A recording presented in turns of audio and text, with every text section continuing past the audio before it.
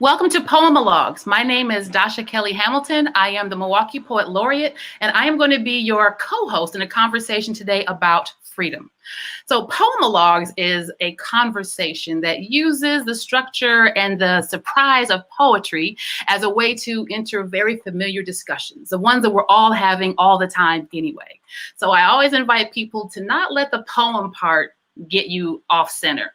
It's the log part, the dialogue part that I really want you to get excited about.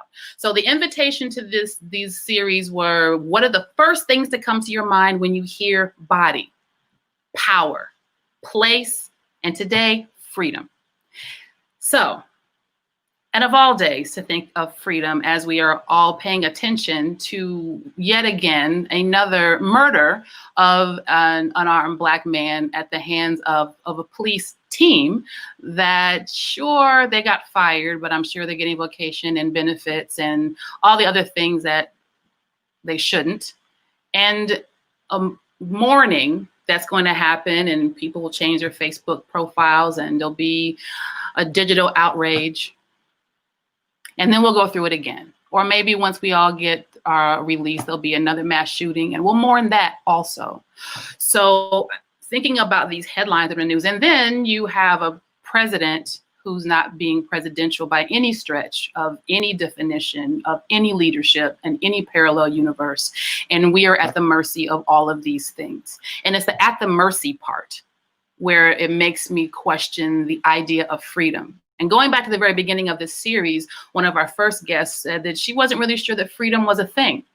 If you are free in your mind to think of yourself a certain way, to navigate the world in a certain way, but in real life, you have those ideas outside of your house, and then you get a police officer putting his knee on your neck until you die. How free are we really? How free are you really if, as a woman, you have to marshal and police what you have on your body to later defend what may possibly happen to your body? So this idea of freedom, how much of it is a concept, and then everything in my core knows we still have to fight for it fiercely. So I'll share with you the poem that led me to, but I'm very much interested in hearing our guests' ideas about freedom. There's so many ways to enter these conversations, which is why we go about the conversation this way, because we could do the same thing tomorrow with the same group of people and we'd have a completely different discussion. But let's see what we have going on today. Our first guest making their way to the screen is making their way quite a digital distance. So I am going to invite MistaPoke to make his way to the screen, joining us all the way from Botswana. My brother, how are you doing? I'm well, and you? You said you're winning? I love that. I love that. So tell us, what did we interrupt at this moment for you to make time for this discussion? What's going on with you right now? Yeah, I was just knocking off from the business that I'm running from home. So I just knocked off. Can talk with my people and share with the world, share with those whom I'm sharing this global world with. So that is the thing. And then, time for sleeping. But, as artists, we don't have into the front. So we don't sleep, we rarely sleep. So that's the thing. So you are on, yes, you said you're on the other end of the day. So I appreciate you. I don't know if I don't remember, you were a night owl. So I don't know if this is where you're typically fading off right about now, but thank you for staying with us. I'm up now. Well, tell us, Mr. Pope, tell the good people about you. Tell us your whole life story in like 90 seconds. Okay. Yeah, I'm Mr. Poke. I was born in 1988, the 8th of August. I've been here. This is my 32nd year on this earth. So I've been living here, doing poetry, writing poetry, sharing poetry on international stage with poets from around the world. Professionally, I do accounting and administration. So currently, I'm not working. I'm just self-employed, doing my own businesses and looking forward to doing other businesses. So that is what I do. I'm a member of a poetry movement called Poetavango, where I'm a treasurer, and I have been a treasurer for like 5 years. So that is the thing. Most excellent. Yeah. So tell us a bit about how you entered this conversation about freedom. Where did you start? Okay, I will say, in 2014 or 15, I met Dasha Kelly when she came to Botswana to perform here. So just this year, we were just talking and looking back to those things, those moments, sharing those moments, and then, that's when I was invited to that. I was asked if I am interested in sharing, and then yes, I said yes, I'm interested. So that's how I got to be here. Okay. And when you first were invited to think about freedom, what was the first thing that came to your mind when you hear the word freedom? Yeah, there's too much to think about. Think of the birds because I feel like they are one of those creatures which are very free. I think of birds, I think of the mountain tops because if you are free, you can go wherever you want to go.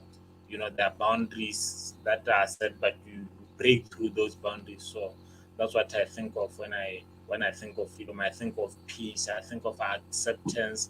I think of rebelling against the current standards that are set. Because nowadays the way we live, there has been a way that we are like programmed to live in that manner, watch TV the whole days of your life, do this, like following in the line that people are going through, you know, we don't live in regards to our passions. We have abandoned our passions. We do go to work, we are working, but we are not happy where we are working. So, because we sacrifice our passion for money. So, those are the things that take freedom away. So, when I think of freedom, I think of dancing, I think of talking loud, laughing. That is freedom because you cannot be free if you are not free inside. Internally, if you are not free, then there is no peace or there is no freedom with the outside world. So that's what I think of the mountain tops, the birds flying, you know, laughing. That's what I see as freedom.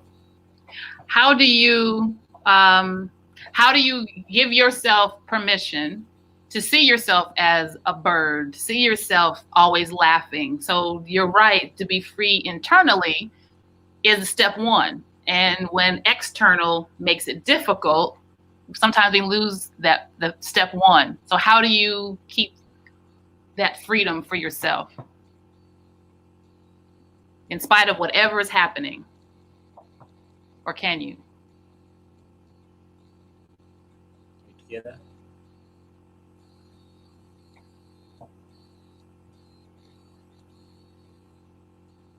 Would you say that you were free?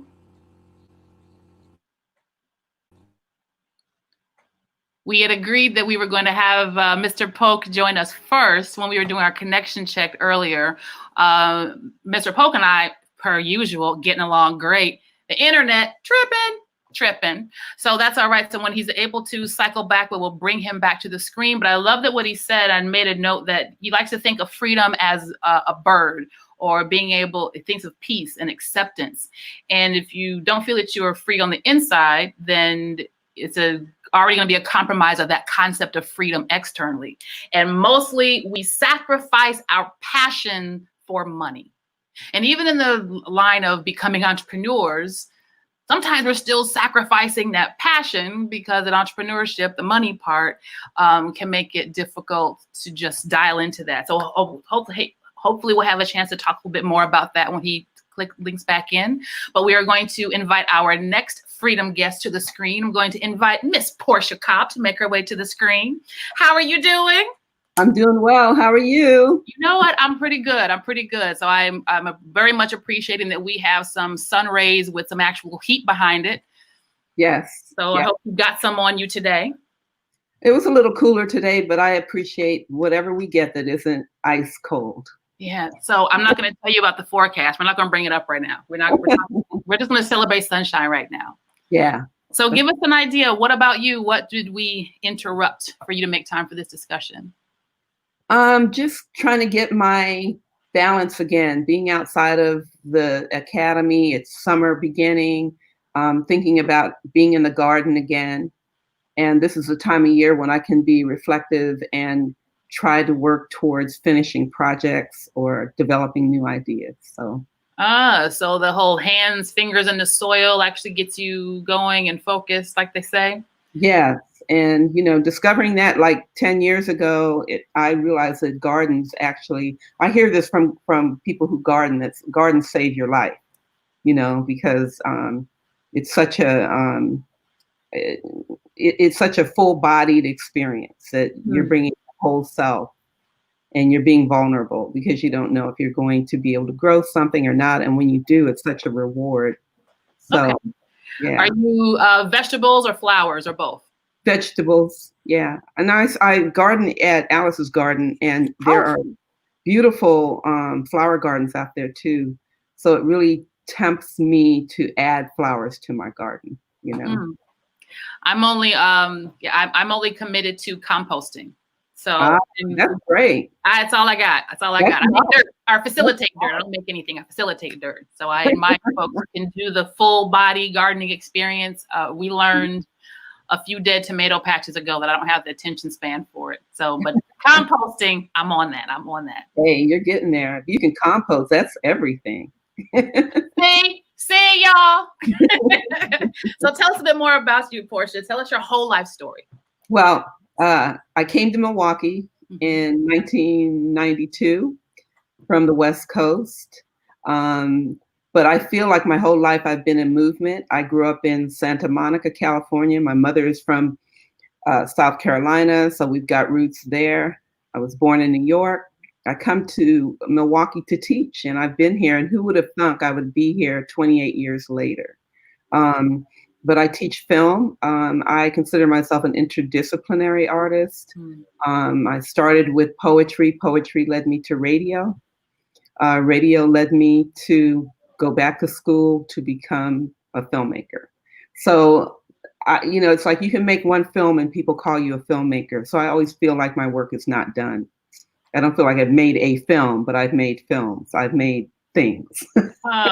So is it like that? As writers, always striving for that one master opus. Everything else before that is a story that you wrote. So is that what you mean? You've made films, but you haven't made the one? I haven't made the one. I've made some things that, you know, in video, and, you know, it's kind of like asking that question. If it's in video, it's like asking the question, if a tree falls in the forest, do you hear it? Is it still a film? You know, that kind of way. So my works are short, like poems. And, you know, that's where my impetus came from the written word that then became like visual, you know. Okay. Well, tell us a little bit about your entry this go round into the discussion of freedom. Where did you start? Well, I did, as you suggested, I closed my eyes and I tried to imagine what I thought freedom is. And the things that came up for me were probably classical meanings, like because my stories are usually tapping into history and memory and memorializing the past. I always think of emancipation. You know, the gardens that I grow are emancipation-inspired gardens. And so I had classical things in mind at first.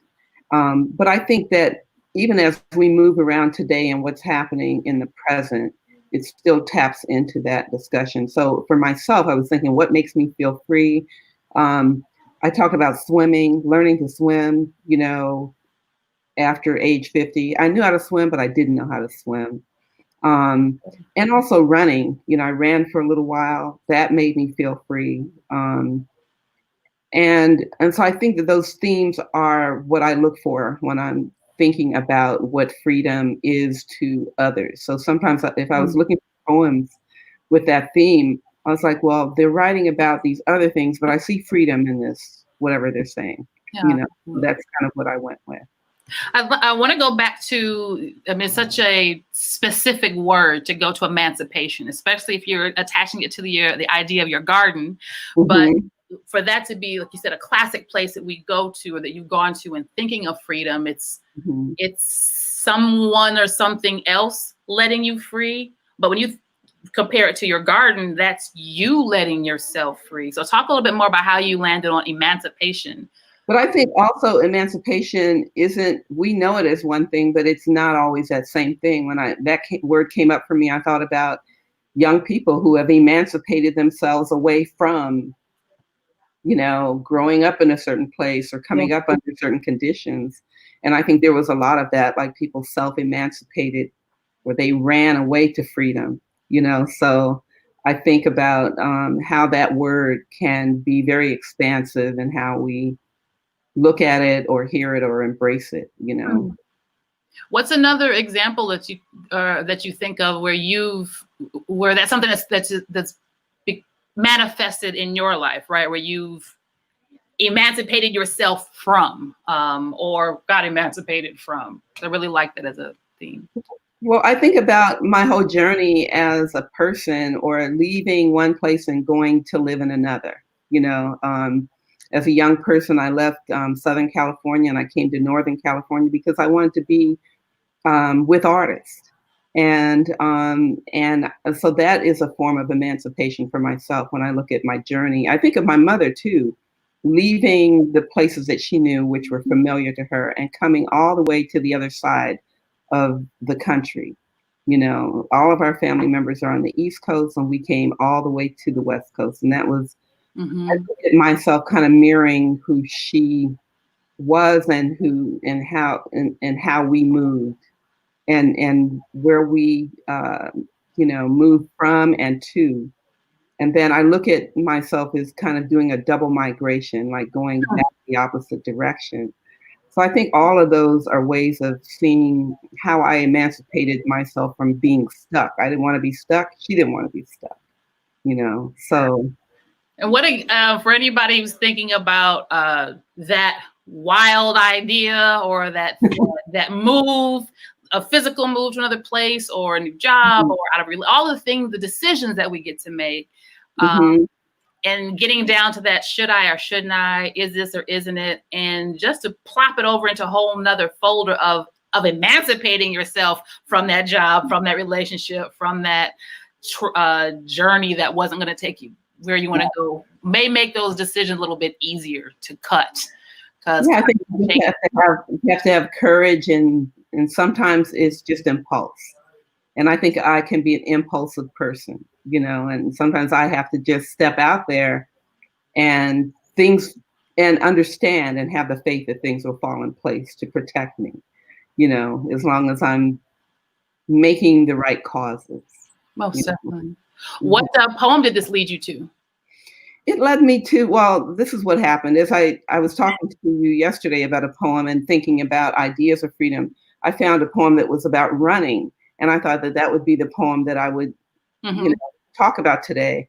But with everything happening in the news and the fact that, poets and artists and creatives, we have our finger on the pulse. And so we're listening and we're empaths and we're, taking it all in. So it made me think of, I started like really searching for a poem that would not be so general, but would be coming from a place of, I don't want to say familiarity, but in a way I'm saying that. So I selected a poem by Henry Dumas. And a lot of poets know this poet because his life was taken at a very early age. And I believe he was probably in his 30s. And he was shot and killed. He was murdered by a New York City subway transit policeman. And so it cut his life short. He was very prolific as a writer. And I found this poem called Epiphany. And I started thinking about even the word epiphany was like an awakening. So the words in the poem to me speak to what I feel freedom is. He doesn't mention the word freedom, but I felt that it is speaking to what I feel freedom might be for someone who is transitioning or someone who has transitioned or someone who has gotten to a certain point of consciousness in their lived experience. Would you like me to read it? Yes, please. Okay, Epiphany.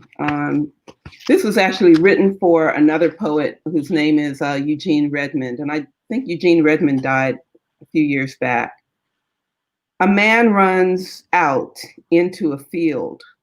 The sun is shining arrows. The rivers of the earth converge and fan out from his feet, and the mountains east of the moon and west of everything else grow beneath his feet. And all the clothed and feathered birds watch him from the road, and the man takes off joyously all his clothes. I want to read that last part. And all the clothed and feathered birds watch him from the road, and the man takes off joyously all his clothes. So it's kind of like this release or freedom of someone just, you know, for me, I could read into this a lot of things, like maybe this is how it feels to be free of body. You know? And judgment. Because I mean, when you're joyously taking off your clothes, you're getting naked. Naked. N-E-K. Naked. Most excellent. Well, I am going to put you clothed back into the green room. I see we have Mr. Poke has rejoined us. We're going to try to get him back on the screen, but I'll bring you back on for a full conversation at the end. Thank you, Portia. Okay, you're welcome. All right, Mr. Poke. Let's see if the internet is going to be our friend today. Hello, my friend. Hello. All right. So you were about to give us a master class on the idea of freedom. So we were talking about when you signed off, I was commenting on the idea of freedom is like being a bird, you know, truly being able to go where you want to go. And you were starting to talk a bit about how we sacrifice our passion for money. And so you mentioned starting a business, and that could be your passion and money, right? So making sure one freedom doesn't upset the other. But I wanted to ask you if you can talk a little bit more about freedom as an entrepreneur. Yeah. Okay. But you know, because I believe much of the problem is our education. Because most of the time our education teaches us that we should be employees. You see? Mm-hmm. So now what happens is, you know, most of the people there's a mismatch between what we love and what we don't love. You know, we go for money because if I take that job, it is going to pay me more. So I'll go to do that job, but inside I'm not. So that means my freedom has been sold away for money, you know. But if I do something that I'm passionate with, that is not, it's not a job. That's what they usually say. You know, when you have your passion, you will never retire. But when you are in a job, you'll have to retire. You know, I'm a poet. I love poetry. I've been loving poetry for a long period of time. Mm-hmm. So I will never retire. Even if I stop performing poetry, I'll be doing it somewhere, maybe teaching kids, you know, doing workshops and all that. Mm-hmm. But you see, as an employee, there's a time when you'll be forced to retire. There'll be, you know, it's like, you know, certain cultures, organizational cultures, you get to a certain organization, they don't like how you see things. There are differences. You know, we have different perspectives. Mm-hmm. So even if you are doing things the way they're supposed to be done, someone may want you to do them the wrong way or the other way. So the moment you start rebelling against that, you know, the organization will feel like, or the leaders or the boss will feel like you are a maverick. You know, that is the problem. You know, it's the problem that usually as artists, for example, we experience, because, you know, you'll be in the office working, you know, inspiration comes, but we have to listen to the call of the employer. Inspiration comes, you cannot go and express yourself to inspiration. But if you are an entrepreneur, you know, I can break time like this and this and this. But you know, when you're an employee, you cannot tell the employer, I want to go for a performance. I have a show. They listen to those kind of things. You know, that is the freedom that we usually sacrifice so that we can get money, and then it takes away our happiness. Because without freedom, that is why most of us, we are suffering the sicknesses which can only be cured by happiness. That is the greatest, you know. When you are happy, we won't be having a lot of this depression, high blood, and all that, because people will be doing what they love. But the world that we are living in, don't do what we love. We do what is loved by our parents. When your mother, that was going to be my question. Where would that education come from? And you answered it. From our parents, from adults in our life. Where would you want to? Where can you give that education for the next MistaPoke, the young MistaPokes out there? How will you give that? Yeah. Yeah, I believe the great education that can give our people their freedom, that can give the young generation their freedom, is to have them being in tune with their passions. We have to know we have to observe them. What do they like? We don't have to try to make our children look like us most of the time. You see, because at times when you say, I'm a poet, someone will say, how do you live from poetry? You know, that is your passion. So what we should be looking at is, you know, a kind of education, not this curriculum that we are usually exposed to. You know, there is need for education that can be in tune with the people, emotions, their inner being, so that they can connect with self. They can connect with the emotion, connect with what they love. That is the only education that we need. Not for us to having people who are saying, I'm specializing in this, but it's not in line with the heart. So that is the best way. You know, it's this, you know, the education that we are exposed to. I have a doctorate in this, I'm a PhD holder. It takes so much from us. It takes our freedom, because at times it closes our mind, how we have to see things. You know, when we look at things, we say, I have this, I'm better than this person. But you know, there is a saying that says, you are never too young to teach, and you are never too old to learn. So I believe it has to be still the same thing. You are never learned to learn. So that is the thing. I love that. I've had a chance to, you know, speaking with young people and not so young people, you know, the question is, you know, what are you good at, right? Like, to your point, what gets you excited? What are you always thinking about? And then from there, you build your options, you build out paths to explore. But so often the education is, go for this thing right here. And you're going to figure out how to get those things without asking if that's what you really need. So I remember telling a young person, so you want to be an architect because your grandma said it make a lot of money.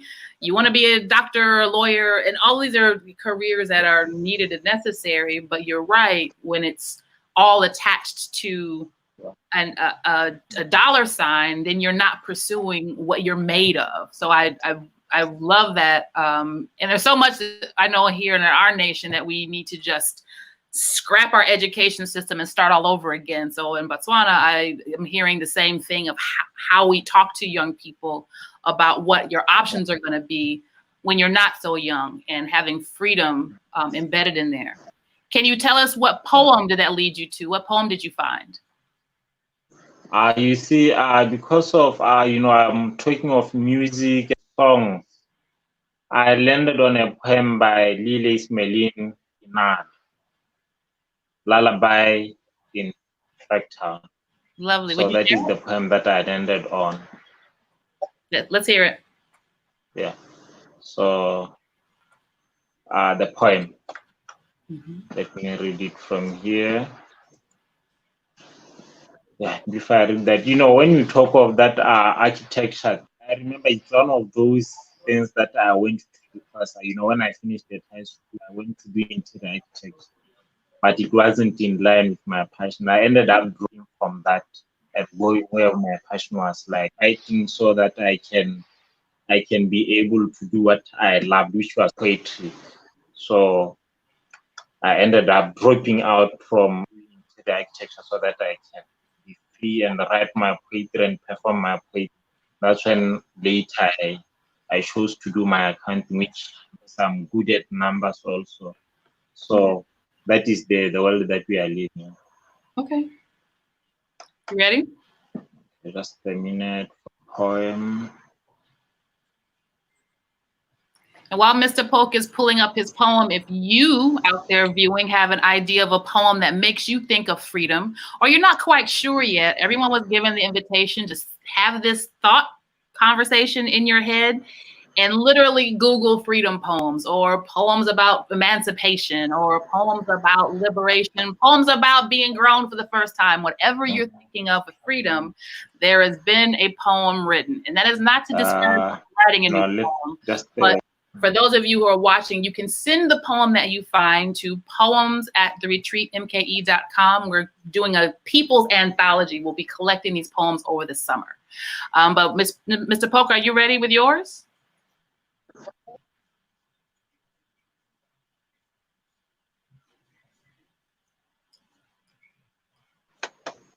Go ahead and read it.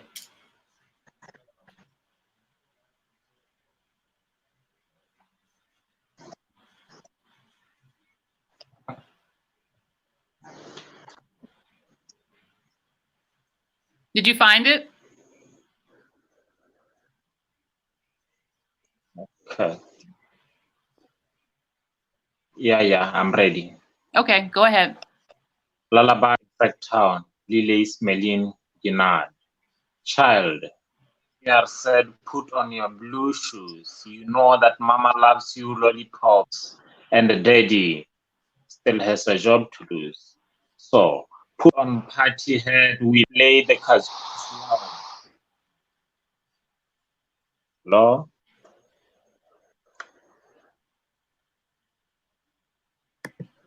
I think Lullaby in Fractown, Lily Smelling Ginard. Child, when you are said, put on your blue shoes, you know that mama loves you lollipops and daddy still has a job to lose. So put on a party hat, we'll play the kazoos loud and loud from the mountain top.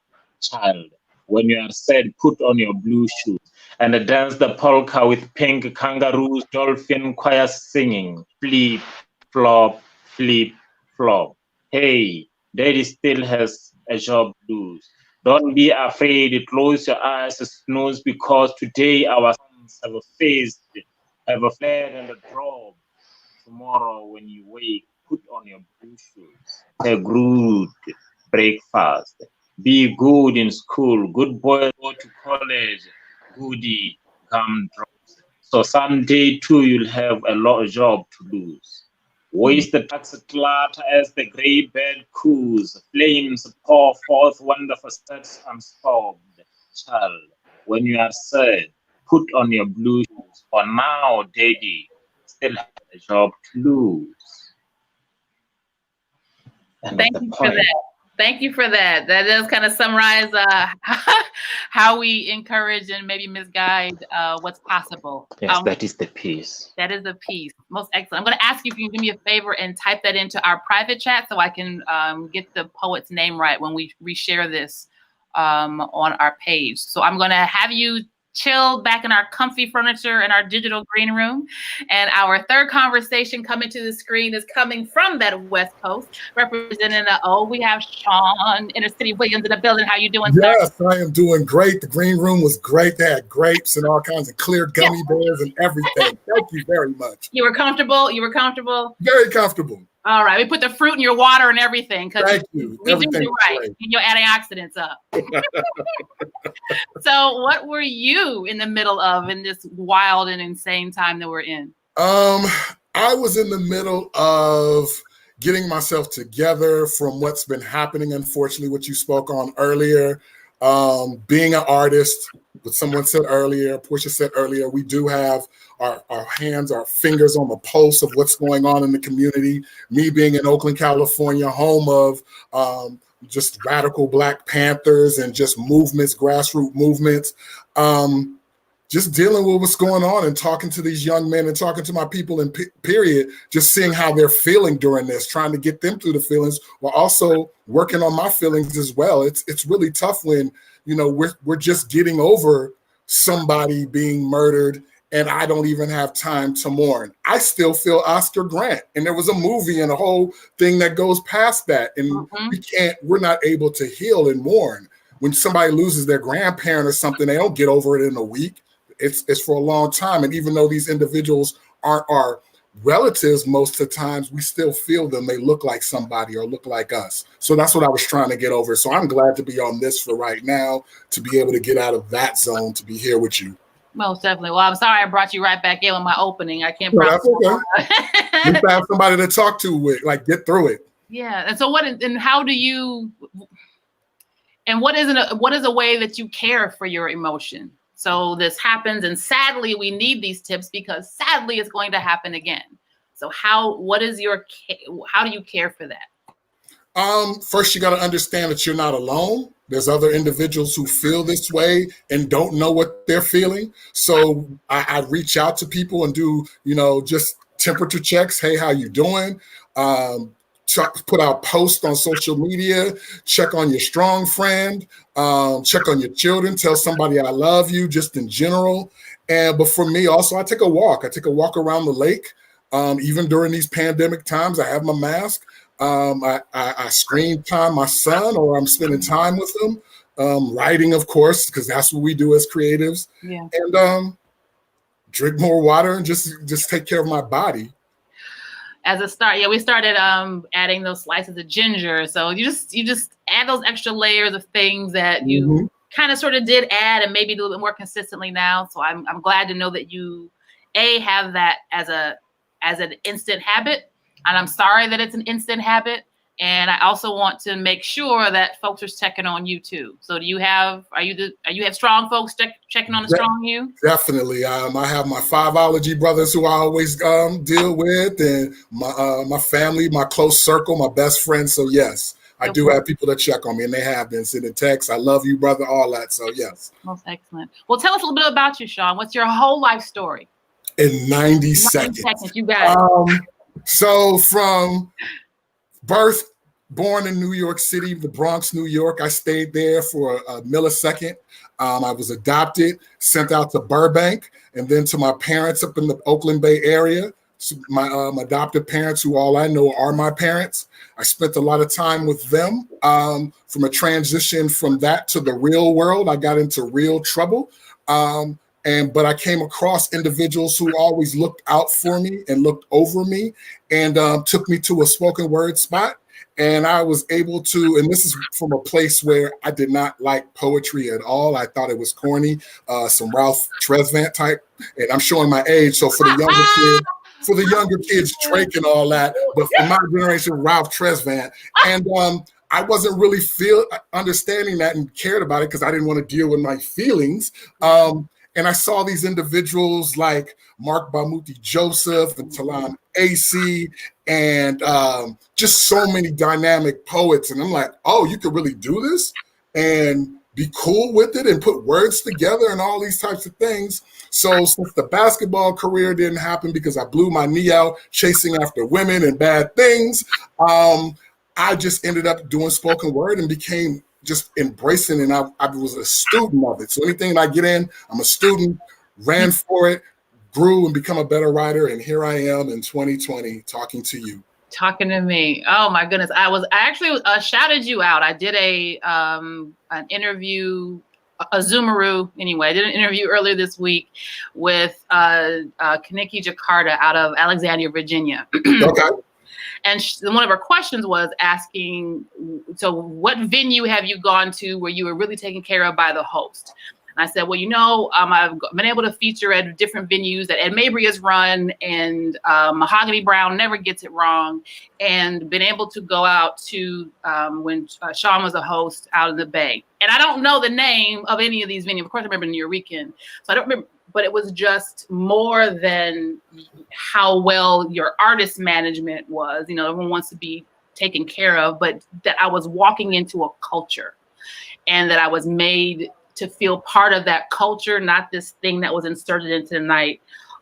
So it said as much as about the community that you were a part of nurturing. I know you didn't start it, but to pick up a mantle and still keep the family together says a lot. So I just let you know that circle out and just had this conversation. We appreciate you. That was the Golden State Slam. And what was cool is the person that owned it, it was Black owned. He was my spoken word mentor, and he wanted to do poetry there. And so I always looked at it as, I want to go to a place that I want to have a place put out for poetry that I would like to feature at or do poetry at. And I'm very sensitive of where I put my poems and share my work with. So I wanted to make sure that all the artists felt comfortable, like, okay, this is a nice house.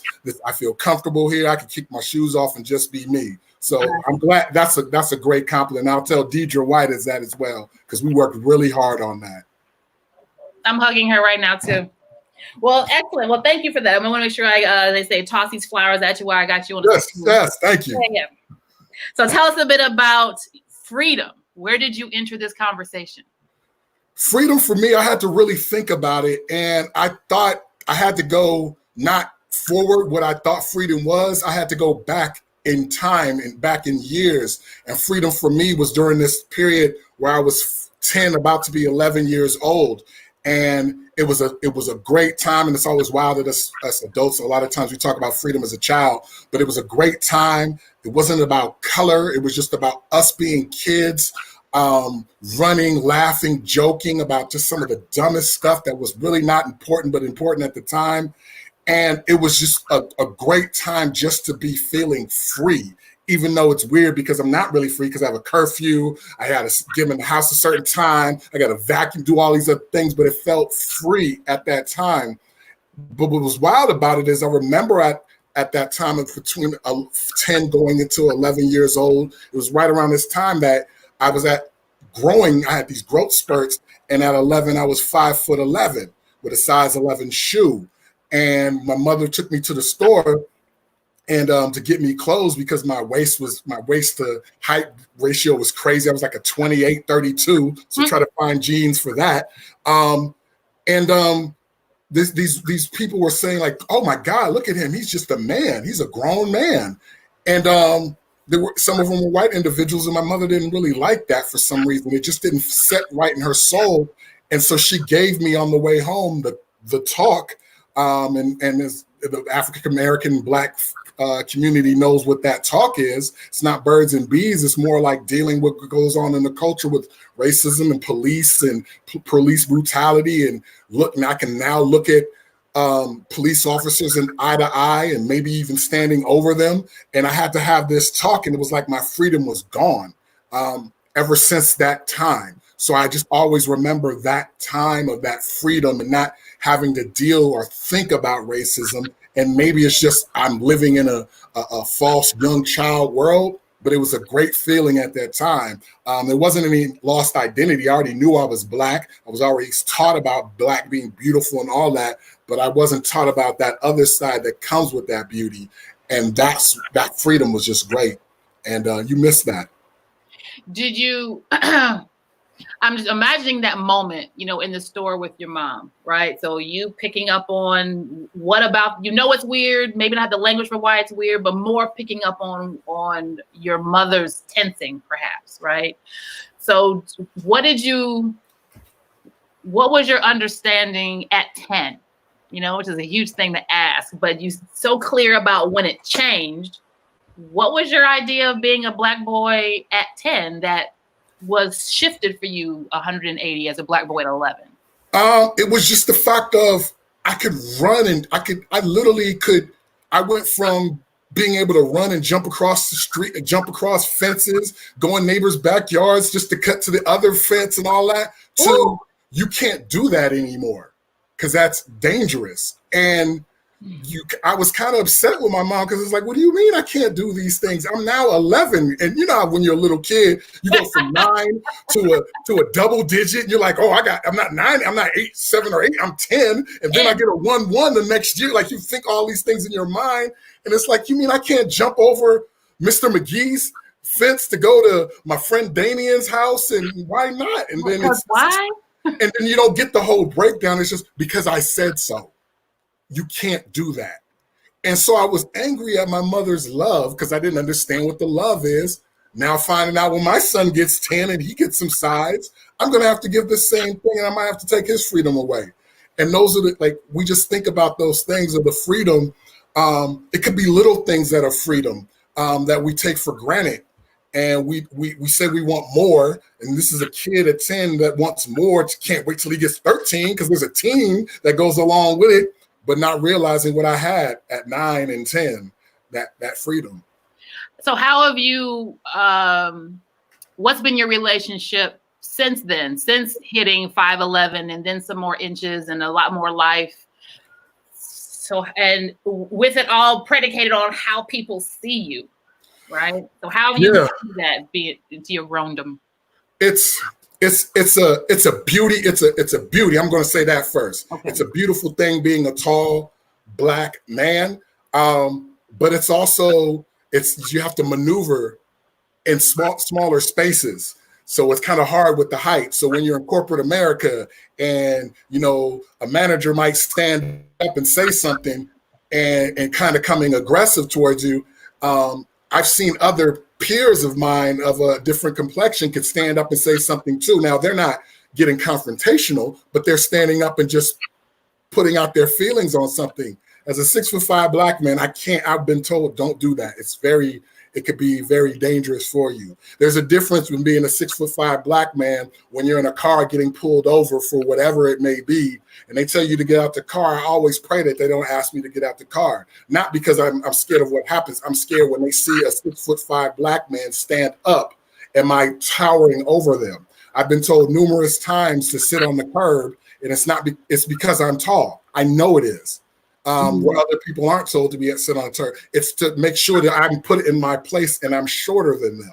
Yeah. And you have to make that, you have to go through that way in life of maneuvering and not being angry, not having an angry face. I've got huge hands, so I've got to be careful. I can't talk with my hands. When I'm a spoken word artist who can't talk with his hands, and so you have to know when to code switch, and it's not just the vocal code switch, it's with my entire body I have to code switch. Yeah. And here's expanding that we were just, recently we played this conversation we had a few summers ago about privilege. And one of the things in this particular module is we were pointing out, hey, y'all, privilege is way more than the white dude in the suburbs, although that's a whole conversation that we need to have. Right. Yeah, but there's a privilege that I'm going to say a particular thing as a woman that's going to be received completely differently once you try to say it. Right. Completely differently, you know, to someone who's 20 years younger than me, and all those different things that we know, but we narrow that discussion to just a discussion of Black and white.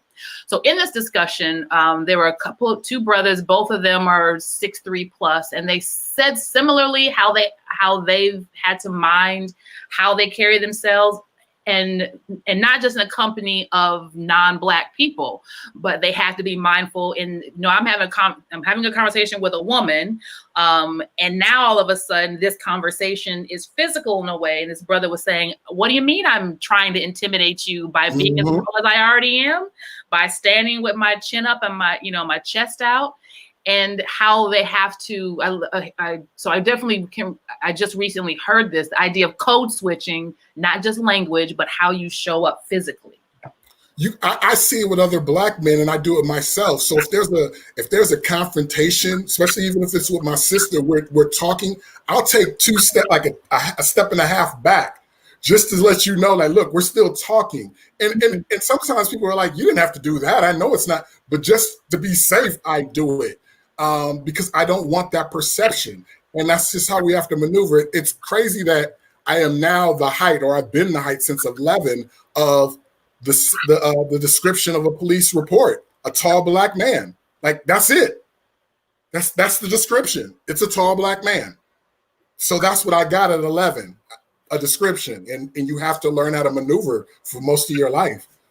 Tell me where joy works its way into that every day, all the time calculus, right? When do you make joy happen?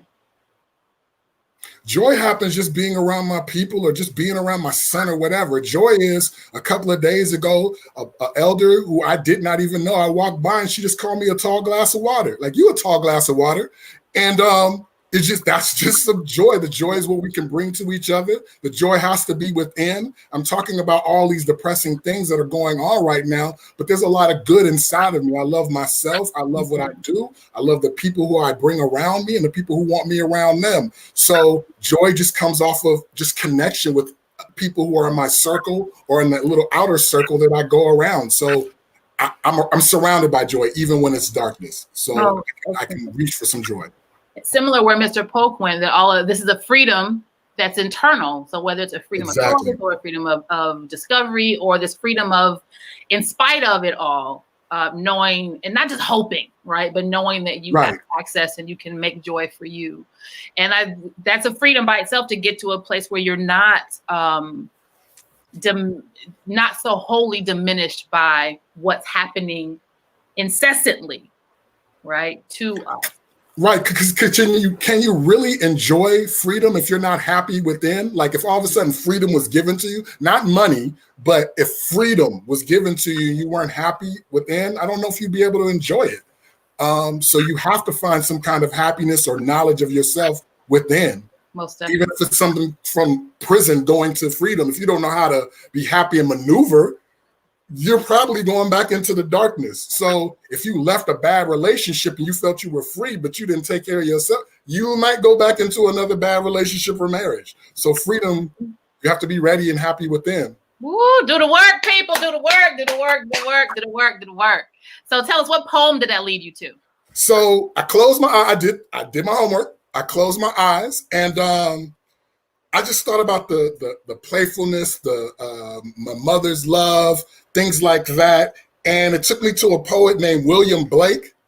And he has this poem, and it's called The Little Black Boy, which I was the little black boy. And I really enjoyed some of the parts of it, and it was well written. And so it also made me want to buy his book. So I bought his book, because if I'm going to read his poem, I might as well give this poet some money, because we poets love money. So shout out to William Blake for inspiring me. And I'm going to put your work out there. Knock it out. Here we go. Let's hear it. So it goes, it's the little black boy. My mother bore me in the southern wild, and I am black, but oh, my soul is blacker. Oh. You still there? Okay. And it's white as an angel in the English child, but I am black and bereaved of light. My mother taught me that underneath a tree and sitting down before the heat of day, she took me on her lap and kissed me, and pointing out the east began to say, look on the rising sun, there God does live, and gives his light and gives his heat away, and flowers and trees and beasts and men receive comfort and morning joy in the noonday. When our souls have learned the heat to bear, the cloud will vanish. We shall hear his voice saying, come out from the grove, my love and care, and round my golden tent like lambs rejoice. I'll shade him from the heat till he can bear, to lean in joy upon the Father's knee, and then I will stand and stroke his silver hair and be like him. He will love and love me. So there you go. Thank you for that. Thank you for that. Shout out to poems in the circulation. Yeah. So I am going to invite, we just had Mr. Poke. So hopefully he'll be able, he's been coming in and out of the green room. So again, the internet is not going to win today, but I'm going to invite Portia back to the screen. Hey. Which is way back. We'll bring him on as well. So welcome and thank you and all of that wonderful glory to be reminded and to celebrate the stuff that we knew, right? That all of this is internal and this can sometimes feel so lonely. Right. To be reminded that there's this of where to seek out those internal strengths is really helpful. Mm-hmm. What are some things that you heard that piqued your interest about freedom today? Well, you know, what's interesting is listening to Shawn, and, you know, I came to Milwaukee from Oakland. So I had my Oakland experience, and you mentioning the lake, and I'm thinking about the time when I first kind of left the Bay Area. I think of flight a lot when I think of freedom, and leaving the Bay Area and coming and leaving Southern California, coming to the Bay Area and meeting a whole different creative space, but also politicized social justice is on everybody's agenda there, right? I mean, it's what you eat, live, and breathe in the Bay Area. So it was refreshing. And also we have the Bronx connection. I was born in the Bronx. Hey. So it's like I'm listening on all, you know, all my antenna was out as I was listening and learning who you were. So thank you. I appreciate it. Yeah.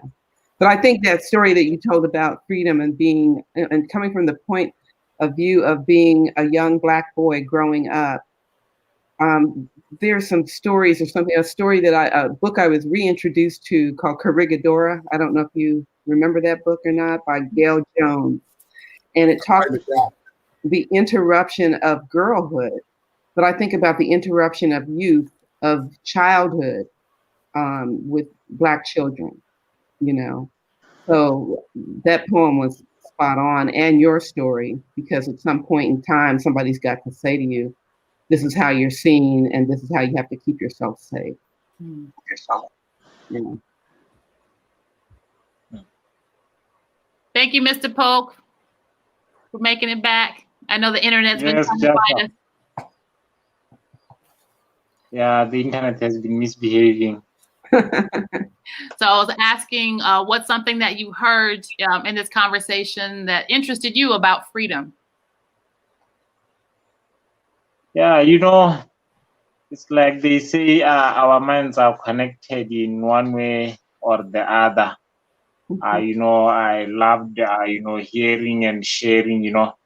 You know, at times it's like I was thinking from Shawn's mind, or Shawn was thinking from my mind, because on freedom we were also touching the same issues there, like, you know, inner joy, that inner peace, you know, that connection with freedom, you know, because without that inner happiness, we cannot have that freedom, you know.